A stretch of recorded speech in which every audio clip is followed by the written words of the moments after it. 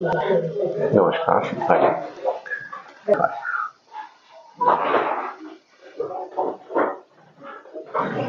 2019 के बाद आपके चश्मा कभी नहीं बदला गया या ट्राई हुआ था? नंबर में बदलाव था ही नहीं? नंबर में बदलाव नहीं था तो उनका सेम सेम चलने दीजिए। सबसे पहली बार जब प्रॉब्लम आई थी, क्या प्रॉब्लम आई थी? सिम्टम क्या था आपका? सर चश्मा तो मतलब बचपन से ही है। हाँ, हाई नंबर का चश्मा लगाते रहे। ठीक, 6-7 नंबर का। हाँ, वो बढ़ते बढ़ते 10 हो गया। ठीक है। बट 2016 में फिर मैं उधर गया था सर, चेन्नई। मतलब उससे टेस्ट उधर ही हुए थे ज्यादा। उधर मतलब काफी टाइप के टेस्ट, जैसे कि मेरे मतलब आइज के आगे black black dot dot floaters आते थे। okay. तो उधर भी मतलब एग्जैक्ट ये नहीं बताया कि उन्होंने आरबीए है क्या है। ठीक है। अब अभी तक भी खैर मुझे ये नहीं पता कि आरबीए, क्योंकि किसी ने बताया नहीं। क्योंकि कुछ सिम्टम्स ऐसे मेरे को लगते हैं कि आरबीए टाइप में कुछ नहीं है। मेन सिम्टम क्या है? रात को दिखने में प्रॉब्लम होती है? सर मेरे को ना अभी तो रिसेंटली उस टाइम से दिन में ज्यादा दिक्कत है। दिन में ज्यादा दिक्कत है? ज्यादा धूप में ना बहुत ऐसा मतलब दिखता है, चौंधिया जाती है आंखें और सर दर्द होने लग जाता है अगर ज्यादा मैं तो मार रहा हूँ तो। और सडनली पिछले 2 साल में मतलब एकदम से मेरा मतलब नंबर, जो कि मैं 3-4 लाइनें पढ़ लेता था, वो कम होता जा रहा है, खत्म हो गया है कि अब किसी भी नंबर से नहीं आता वो विजन, सडनली ही खत्म हो गया है। तो बड़ी करके आँख खोली, चेहरा देखिए।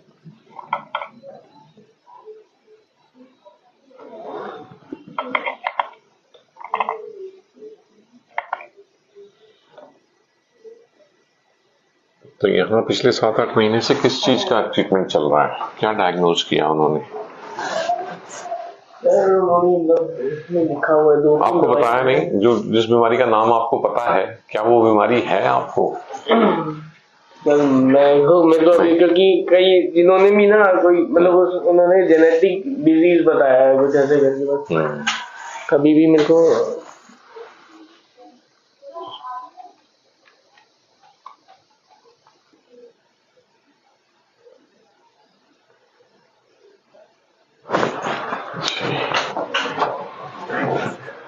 तो 2012 या 13 में शायद लेफ्ट आई का रेटिना में होल था। तो वो ठंडी सिकाई की होगी या लेजर की होगी? लेजर किया।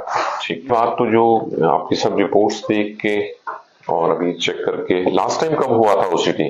2021 में? उसके बाद फिर यहाँ भी हुआ होगा ना? ये हुआ है 8-9 महीने पहले। 8-9 महीने पहले हुआ है।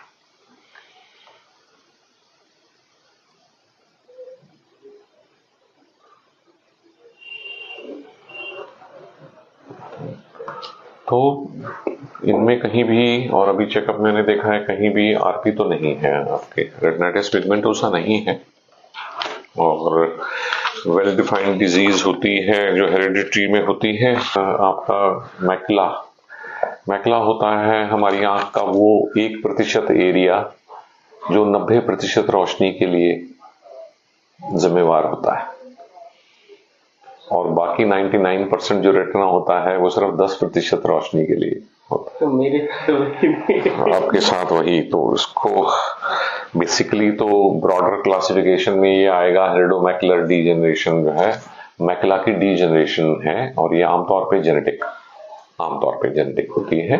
कुछ और भी रीजंस होते हैं। हेरिडोमैकुलर।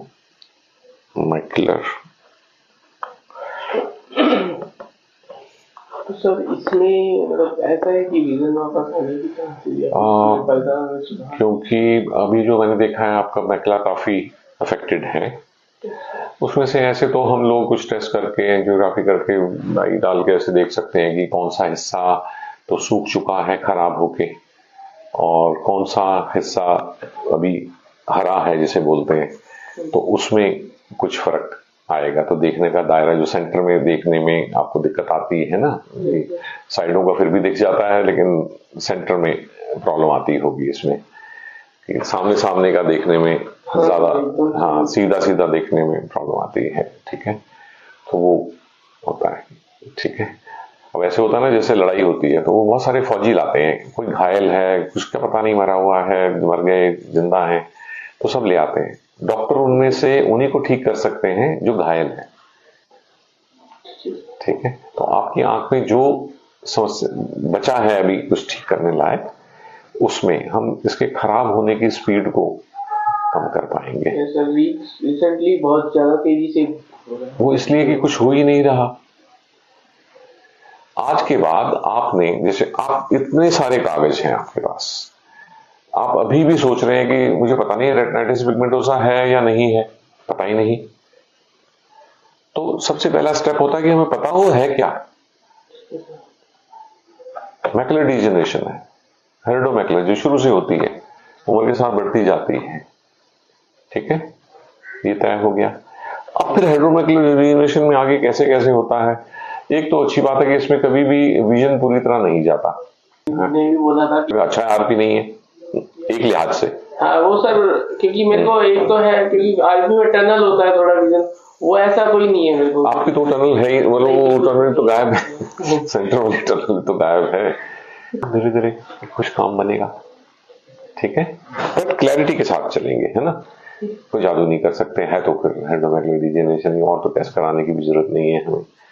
वैसे आपका इसमें फील्ड टेस्ट नहीं हुआ उसे एक करा लेना, उसके हिसाब से हम आपकी डिजीज को कैटेगराइज कर पाएंगे, ठीक है ना। साइंटिस्ट ने कुछ गेम्स डिवाइस किए हैं आई की फोकस बढ़ाने के लिए, वो आपको देंगे, एक वीआर ग्लासेस, उसको आप पहनेंगे, रोज 1 घंटा उस पर एक्सरसाइज करेंगे, ठीक।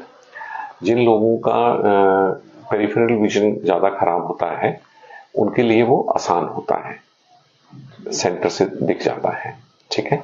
अभी आपको उसका ट्रायल कराएंगे, आप देखिएगा, अगर आप उसमें से देखते हुए कोई चीजें, इनका मैकुला इन्वॉल्व है, आरपी नहीं है, मैकुलर डिजेनरेशन है, तो उसमें सेंट्रल विजन अफेक्टेड है, तो ये देखना है कि ये जो ये आपको बोले वही वही आप देख पा रहे हो तो हाँ कीजिएगा।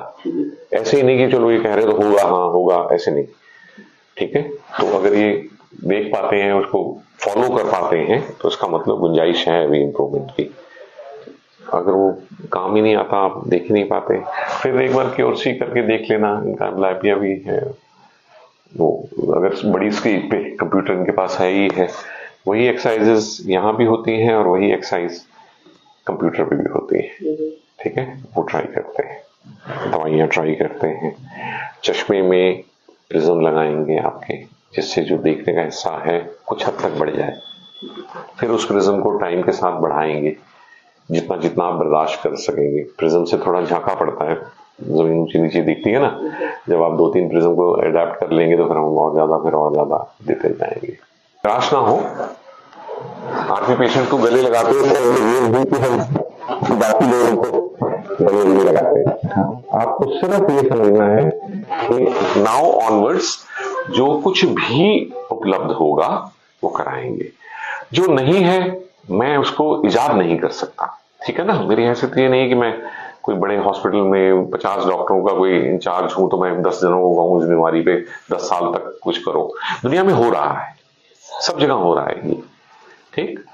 बीच में स्टेम सेल थेरेपी आएगी, अनदर 1 or 2 years, वो आपके लिए भी कुछ मददगार होगी, ठीक है। जीन थेरेपी आएगी, वो देखेंगे।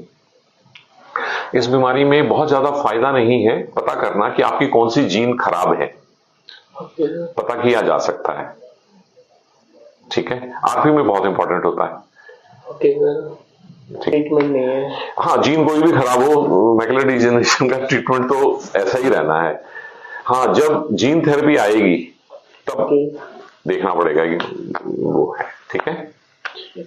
चलो हिम्मत से काम लो, सटीक होकर चलेंगे, इधर भटको मत, ठीक। हाँ, ये होता ही है कि आदमी फिर हाथ पैर मारता ही है, जब डूबता है आदमी तो फिर हर तरह की करता है ना। बस अभी एक सिंपल सा टेस्ट कराना है ताकि हमें आपकी आप कैसा देखते हैं, मुझे फील कैसे हो, फील चार्टिंग सामने होगी, उसमें वहां धब्बे होंगे जहां जहां, तो मैं एग्जैक्ट समझ पाऊंगा कि कितना हिस्सा नीचे का, ऊपर का, इधर का अफेक्टेड है, और वो सस्ता सा टेस्ट है। Okay sir. Okay, will be in touch. जब भी बीच में कोई बात हो जरूर करिए।